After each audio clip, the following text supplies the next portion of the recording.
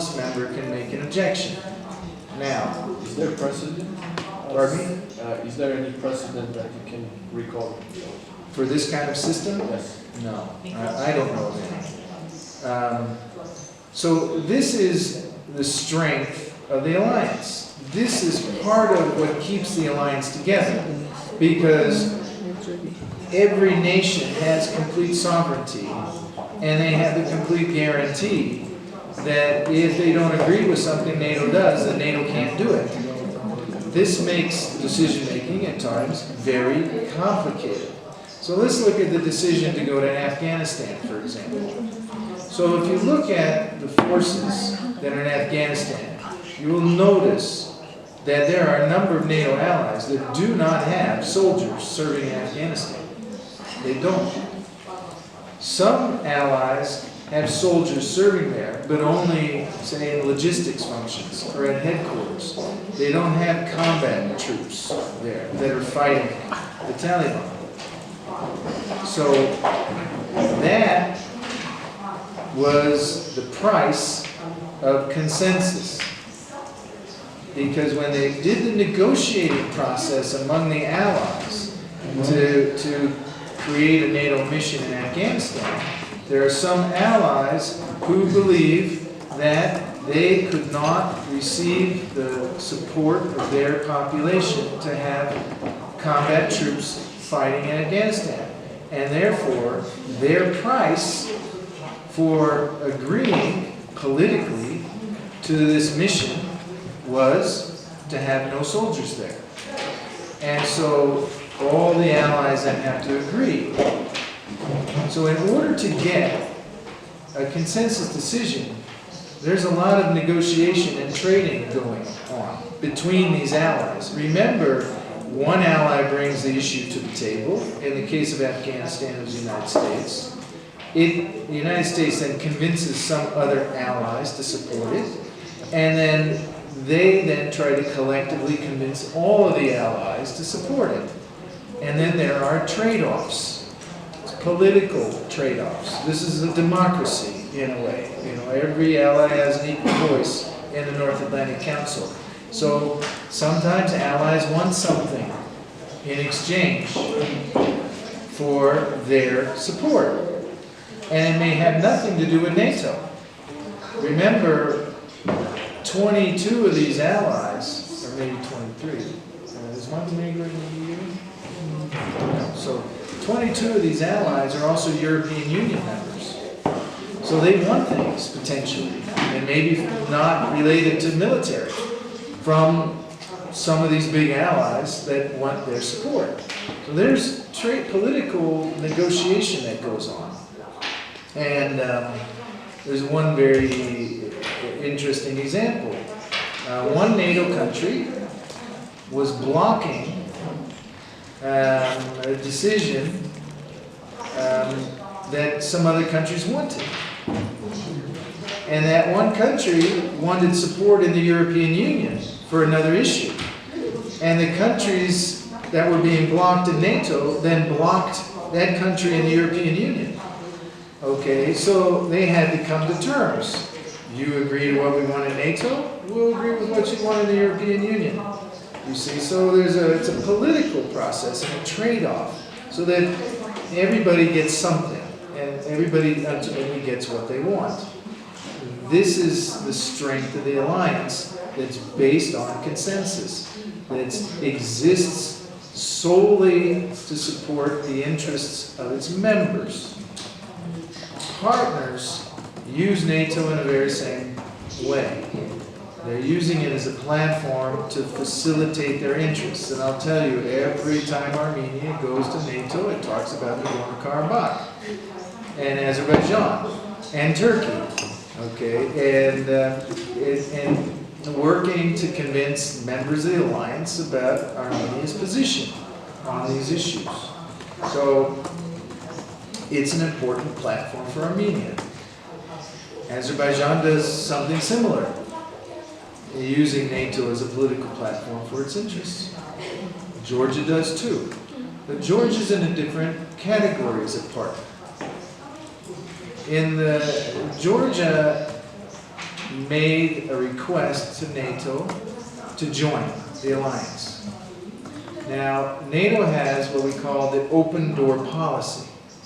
That means any country in the North Atlantic space has the right to petition to join NATO.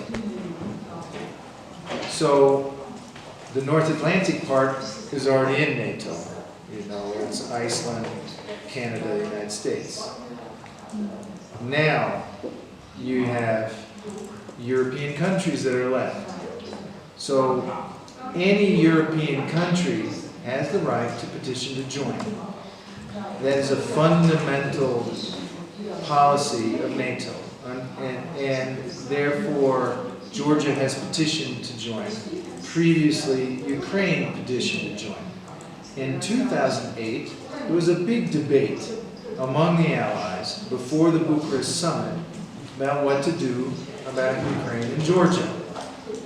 Will we offer them a membership action plan? And they could not come to consensus to offer the membership action plan. And what they did instead was a consensus agreement on a statement that Georgia will join NATO. This consensus statement made Russia just as upset, probably, as granting a membership action plan. And in the months following this, you had the war in Georgia with the Russians. So for Georgia, then, NATO means the ultimate guarantee of their sovereignty. And for NATO, our policy is we believe our security and stability is enhanced, and that the peace and security of the North Atlantic space is enhanced by having more members. Because once you're in NATO, you are a decision maker for the alliance, a benefactor from the alliance, as well as a contributor to the alliance. So it becomes an important tool for you as a country. And therefore, this helps ensure transparency and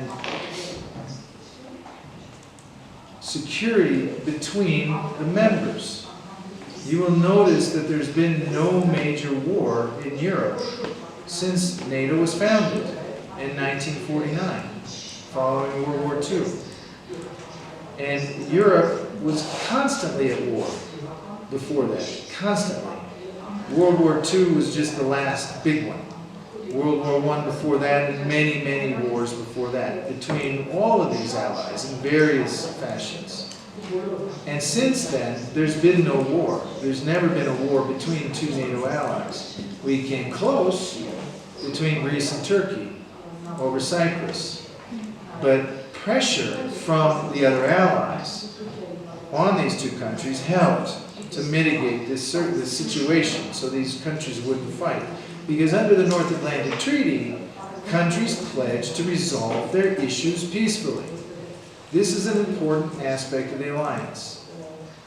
So Russia's presentation of the alliance as somehow this hostile enemy force poised on their border, threatening Russia, does not correspond to the reality of this institution.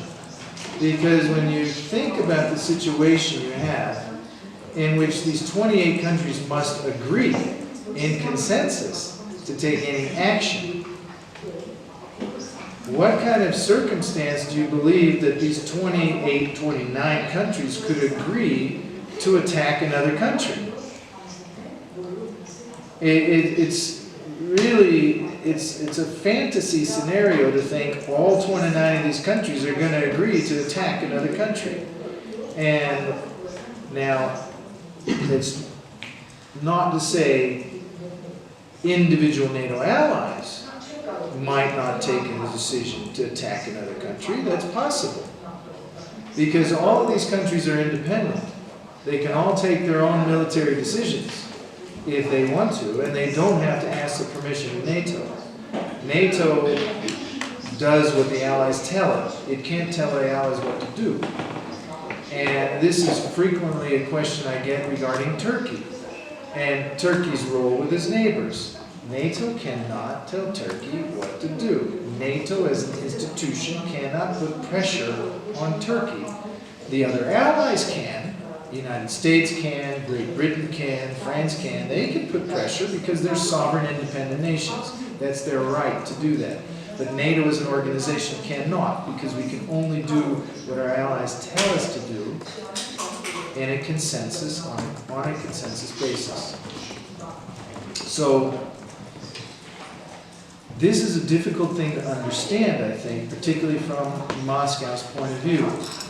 Very difficult, because when you're thinking about NATO and blaming NATO for doing something, you're not talking about one country. You're talking about 29 countries that decided to do something. It's not NATO as one entity. It's a collection. It's a collective of 29. And all 29 have to support whatever it is we're doing. So you just can't point at NATO and say, ah, bad NATO, you're doing this. You have to say, oh, all of Europe, all the United States, all of these countries together are doing this. This, again, is, I think, something difficult to understand. Now, is the United States influential in NATO? It certainly is. The United States is the most powerful military force in the world. The United States military is large as the next 10 largest militaries in the world combined. You combine Russia, China, India, Germany, France, all of these countries together,